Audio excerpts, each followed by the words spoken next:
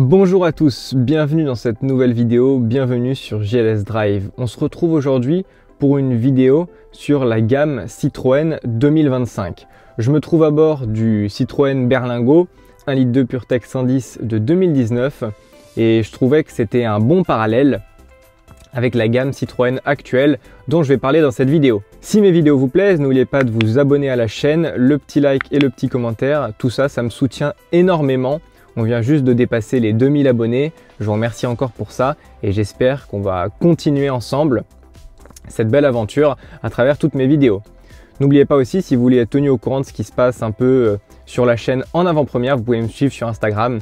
Je poste des formats courts qui teasent un peu les vidéos disponibles sur la chaîne. Je vais donc parler aujourd'hui de la gamme Citroën en 2025. Vous m'excuserez, j'ai des petites notes pour ne rien oublier. Je voulais parler de 2-3 points pour commencer. Déjà, le site internet, je trouve qu'il était mieux avant. Je trouve que c'est plus très clair au niveau des motorisations, au niveau des finitions. C'est vraiment plus fancy, c'est plus joli, plus marketing, mais c'est beaucoup moins pragmatique, beaucoup moins facile, je trouve, de se retrouver entre les différents aspects de chacun des modèles. Ensuite, un deuxième point que je voulais aborder avant de commencer la vidéo, c'est les véhicules en stock. Ça, il faut vraiment vous dépêcher parce que entre le moment où j'ai écrit la vidéo et le moment où je la tourne, j'ai vu que ça avait déjà diminué. Mais il y a vraiment de belles affaires en stock. Citroën, financièrement, en ce moment, ils sont pas très bien. Et c'est le cas pour pas mal de marques du groupe Stellantis. Le nombre de ventes a vraiment baissé sur le ou les derniers trimestres, il me semble. Donc, ils bradent un peu certains véhicules pour essayer de faire du chiffre. Et ça, on le retrouve dans les cases véhicules en stock disponibles sur leur site. Donc forcément, c'est des voitures qui sont neuves mais déjà configurées. Vous ne pouvez pas choisir forcément la couleur, la finition, etc. Mais j'ai vu qu'il y avait des belles affaires à faire, aussi bien à l'achat qu'en leasing. Si ça vous intéresse, vous pouvez aller voir directement sur le site de Citroën. Un autre point que je souhaitais ajouter avant de commencer cette vidéo, c'est que je tourne cette vidéo au 15 janvier 2025. Je ne sais pas exactement quand ça sortira. Pour que ce soit intéressant, j'essaierai de la sortir rapidement, mais j'ai un planning de vidéos prévu et il y a des choses que je ne peux pas modifier. Mais voilà, comme ça, vous savez, s'il y a des choses qui ont changé d'ici à ce que je sorte la vidéo, c'est à cause du délai entre le jour du tournage et le jour de publication de la vidéo. Dernier point aussi, je précise, les modèles électriques, ils ont le E devant, donc le E C3, le E C4, le E Berlingo, je pense qu'on dit plutôt I Berlingo et I C4, mais voilà. Donc si je ne le précise pas dans la vidéo, vous saurez quand vous voyez passer un Berlingo avec le petit E devant, c'est le I Berlingo et c'est donc la version électrique. Donc on attaque avec la première voiture de la gamme Citroën, c'est donc la Citroën Ami. C'est donc une voiture électrique sans permis, donc qui est limitée à 45 km/h. Elle coûte autour de 8 000 € et elle a jusqu'à 75 km d'autonomie. Les finitions, il y en a 3, Ami, Color et Peps. Et plus on monte en finition, plus on a des options de rangement et de modularité et des options esthétiques. Il n'y a pas vraiment de gros changements au niveau des fonctionnalités de la voiture. C'est vraiment des choses, des badges esthétiques, un aileron, les jantes, etc. Et puis des options de rangement, des bacs de rangement, peut-être un filet dans le coffre, des choses comme ça. Mais voilà. Donc plus on monte en finition, plus on a ces options-là. Mais il n'y a pas de changement radical comme par exemple l'apparition d'une caméra de recul sur les finitions supérieures, etc. Je passe assez vite sur la Citroën Ami parce que c'est pas très intéressant et j'attaque avec la nouvelle Citroën C3. Donc pour les moteurs, il y en a 3. Le modèle essence de 100 chevaux en boîte manuelle, le modèle hybride non rechargeable de 100 chevaux en boîte automatique et le modèle électrique de 113 chevaux. Donc pour le moteur essence et le modèle hybride, c'est donc des 1 litre de PureTech. Il me semble que ces modèles sont équipés du nouveau 1 litre de PureTech, donc le modèle à chaîne. On verra dans quelques années ce qu'il en est de la fiabilité, mais voilà, en tout cas, il y a eu des améliorations techniques au niveau de ce moteur-là. Donc sur le modèle 100 chevaux et le modèle hybride de 100 chevaux aussi, c'est donc des 1 litre de PureTech. Dans un cas avec le turbo classique et dans l'autre cas avec un petit moteur électrique qui est logé dans la boîte de vitesse qui permet d'avoir la boîte automatique. Au niveau du modèle électrique, on a environ 320 km d'autonomie annoncée. Pour ce qui est des finitions, il y en a 3, la finition U Pack Plus et la finition Max.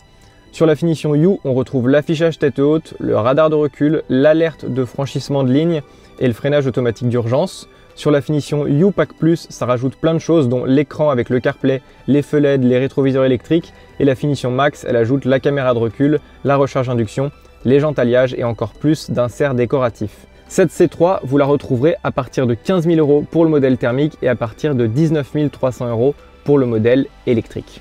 Mon avis un peu sur cette C3, c'est une super voiture je pense, le prix est très accessible. Citroën, ils essayent vraiment de tirer les prix vers le bas pour conquérir le plus de personnes et ça se sent. Maintenant voilà, il faut voir à l'usage ce qu'il en sera de la fiabilité du 1,2 litre PureTech sur le long terme. Maintenant au niveau du modèle électrique, avoir une voiture du gabarit d'une C3 pour 20 000 €, full électrique avec 113 chevaux et les options que ça propose, je trouve que c'est plutôt une proposition sympa de la part de Citroën. C'est une voiture que j'aimerais d'ailleurs bien essayer. Si jamais quelqu'un en a une à disposition, n'hésitez pas à le mettre en commentaire. On passe ensuite à la nouvelle C3 Aircross. Donc elle propose sensiblement la même chose que la C3, donc un moteur essence thermique, boîte manuelle de 100 chevaux, donc le 1,2 litre PureTech. Le 1,2 litre PureTech hybride de 136 chevaux avec la boîte automatique, c'est ce qui diffère, et le modèle électrique de 113 chevaux. Pour ce qui est du modèle électrique, il est annoncé pour 300 km d'autonomie et cette C3 Aircross, point intéressant, elle est disponible en 7 places. Au niveau des finitions, donc comme pour la C3, la finition U, affichage tête haute, radar de recul, alerte franchissement de ligne, freinage automatique d'urgence, régulateur limiteur. Le Pack Plus rajoute l'écran CarPlay, la caméra de recul, plein de prises USB-C et des inserts décoratifs, et la finition Max rajoute la recharge induction, les jantes alliage et encore plus d'inserts décoratifs. Je trouve que l'écart entre Pack Plus et Max est pas significatif, tout ça pour quelques inserts décoratifs mais pas énormément d'options en plus, ça vaut pas trop le coup pour moi de mettre les 2 000 € d'écart. Sur le modèle électrique, elle est livrée avec un câble et on peut gérer le chauffage depuis une application dédiée à distance, ça c'est un point qui est plutôt cool. Au niveau des tarifs, on retrouve les modèles thermiques à partir de 19 700 € et le modèle électrique à partir de 23 400 €. On passe ensuite au modèle suivant, donc la nouvelle Citroën C4. Esthétiquement, la C4, c'est une voiture que j'adore, je la trouve vraiment sympa, je trouve que la ligne est réussie et je pense que c'est une voiture qui doit être très polyvalente parce que le gabarit est compact, mais on a quand même de la place aussi bien dans l'habitacle que dans le coffre. Ça, c'est des points que je trouve super intéressants, surtout pour le prix. Pour ce qui est des motorisations, on retrouve donc un moteur essence de 100 chevaux en boîte manuelle, un moteur essence de 130 chevaux en boîte automatique, un modèle hybride 136 chevaux en boîte automatique, un modèle électrique de 136 chevaux avec 354 km d'autonomie annoncée et un modèle électrique de 156 chevaux avec 416 km d'autonomie annoncée. Au niveau des finitions, on en retrouve 4, la finition U, la finition Plus, la finition Max et la finition Business. Sur la finition U, on retrouve l'affichage tête haute, le radar de recul, l'alerte de franchissement de ligne et le freinage automatique d'urgence, ainsi que l'écran CarPlay, les projecteurs LED. Sur la finition Pack Plus, on retrouve quelques éléments esthétiques, une caméra de recul, les rétroviseurs rabattables électriquement. Et sur la finition Max, qui s'appelle Business sur le modèle hybride, on retrouve l'accès main libre, donc la clé sans contact, le régulateur adaptatif, la caméra de recul top rear, je pense que c'est une caméra de recul un peu améliorée, les jantes alliage et plein d'autres options encore. Au niveau du prix, on retrouve cette nouvelle C4 à partir de 28 650 € et en électrique à partir de 33 850 € et ça peut monter jusqu'à 38 000 € pour les modèles électriques avec le plus d'options. Le modèle suivant, c'est donc la nouvelle C4X. C'est donc une C4 qui me semble est un peu plus grosse, mais esthétiquement, elle fait vraiment plus haut de gamme, plus cossu. Mais voilà, ça reste un espèce de grand coupé qui, à mon avis, pourrait être un compromis polyvalent assez sympathique aussi, si on valorise le côté un peu haut de gamme. En tout cas, c'est l'impression que ça donne esthétiquement.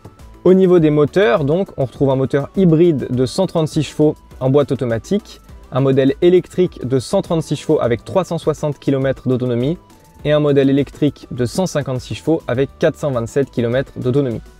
Pour les finitions, c'est sensiblement comme la C4, U, Pack Plus, Max et Business. Comme j'ai dit, la finition Max et Business, ça dépend sur hybride ou sur modèle thermique normal. Je ne vais pas vous redétailler les options, c'est vraiment sensiblement la même chose que sur la C4. Pour le prix, ça commence à 30 800 € pour le modèle hybride et 34 500 € pour les modèles électriques. On passe ensuite à la C5 Aircross. C'est pas une nouvelle voiture, contrairement aux autres où ils disent New C3 et New C4. Là, c'est juste C5 Aircross. C'est une voiture qui était déjà disponible à la vente chez Citroën sur les dernières années.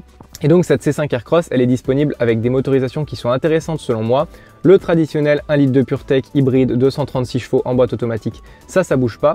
Mais on retrouve également le 1,5 litre Blue HDI avec la boîte EAT8. Super proposition pour les gens qui souhaitent encore avoir du diesel et pouvoir faire des bornes sans trop se soucier des consommations, de l'autonomie, etc.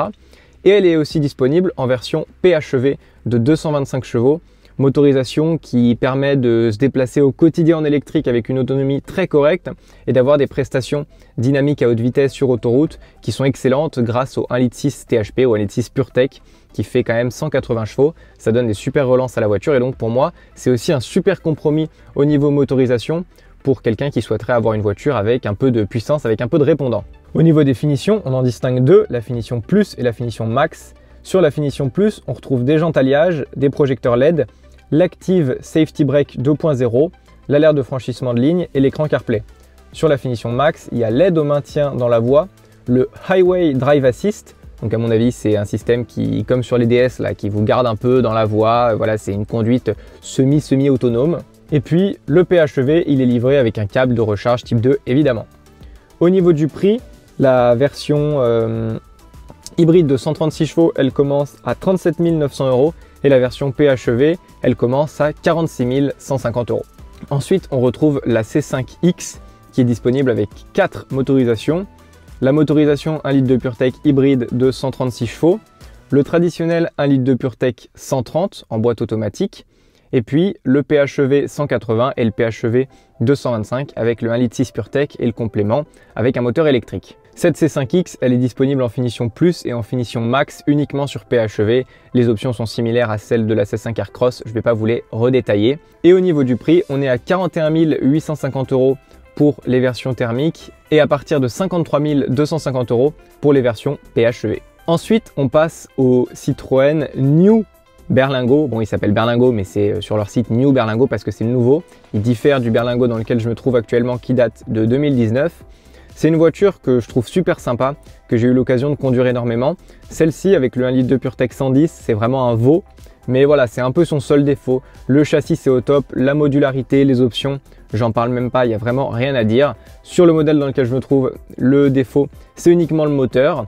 Et on va voir un peu ce que Citroën a prévu pour ce New Berlingo pour l'année 2025. Donc pour ce berlingot, un peu de cohérence au niveau des moteurs, même si à mon avis ça va pas durer. On retrouve le modèle 1,5 L Blue HDI, donc le diesel en 100 chevaux boîte mécanique, en version 130 chevaux boîte automatique, et on a un modèle électrique de 136 chevaux avec 335 km d'autonomie annoncée. Au niveau de la finition, on retrouve la finition Plus, la finition Max et la finition Max XTR. Et au niveau des tailles, il y en a deux, la taille M ou la taille XL. Et sur le modèle électrique, on retrouve uniquement la finition Plus et la finition Max sur les deux tailles, par contre en électrique. La finition Plus, elle dispose de l'Apple CarPlay, d'une seule porte arrière, du régulateur, du pack safety. Et la finition Max, elle ajoute des jantes alliage, deux portes arrière, la caméra de recul. Et la finition XTR, c'est simplement, principalement, des éléments esthétiques. Au niveau du prix, le modèle diesel, il est non affiché, il est disponible uniquement en stock, ce qui veut dire qu'il va probablement bientôt disparaître. Si jamais vous souhaitez l'acheter, dépêchez-vous.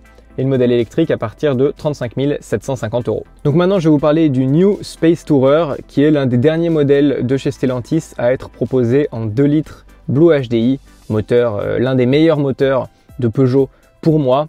Et donc, il est encore disponible sur ce Space Tourer. Bon, il faut vouloir se coltiner un utilitaire au quotidien pour pouvoir disposer de ce moteur qui était excellent et qui est toujours, à mon avis, excellent selon moi. Donc, pour parler des moteurs sur le New Space Tourer, on retrouve un diesel de 180 chevaux en boîte automatique et un modèle électrique de 136 chevaux avec 223 ou 350 km d'autonomie selon le modèle que vous choisirez. Au niveau des finitions, la finition Jumpy Combi, la finition Space Tourer Business et la finition Business Pack en taille M ou en taille XL.